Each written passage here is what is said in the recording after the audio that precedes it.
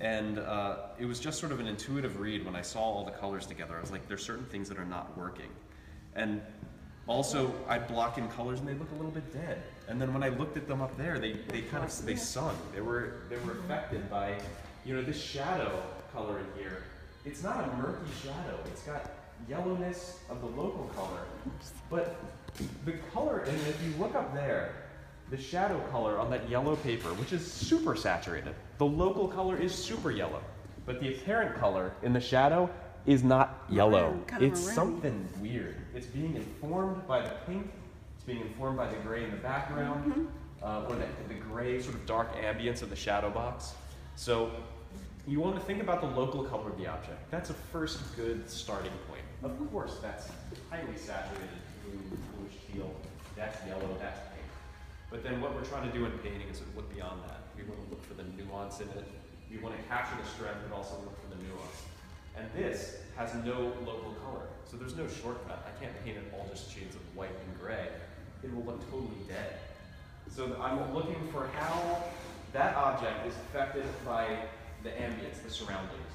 Of course, the bottom planes of that are going to be influenced highly by that saturated yellow. The planes facing left are going to be influenced by the pink.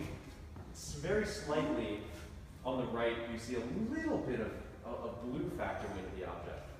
And the other big influence is the temperature of the light. So I have warm bulbs on one side and cool on the other. And see, when you change the temperature of the light, it changes the setup entirely. And this actually isn't that hot. I mean, this is about the same temperature as a 100-watt light bulb, maybe. But you compare it to that. What is that? This is just a sort of cool, kind of daylight adjusted bulbs, but they have some of the quality of the silvery light, especially on an overcast day like this.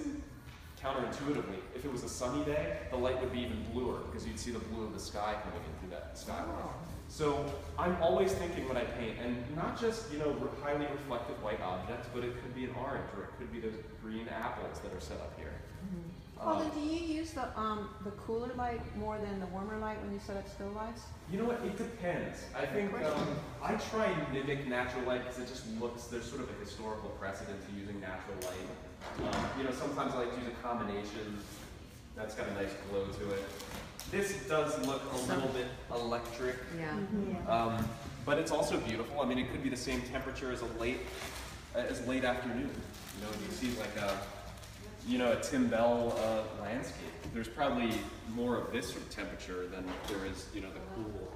So there are different ways to do it, and I'm going to do another demo at some point. It might be during class, it might be after, of the same subject with this light on it.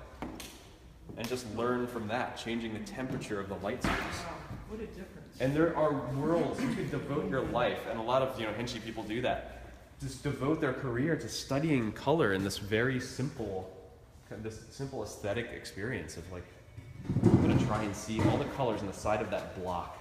You know, it's a pretty sophisticated way of working.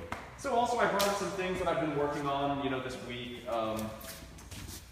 And again, you know, that's very classical. That's a plaster cast of a horse that I did last night on top of an existing umber sketch. There was already an umber sketch where I had the drawing all worked out, so I didn't just wing that. That was a study that I did of one of the still life setups I have here. You know, a little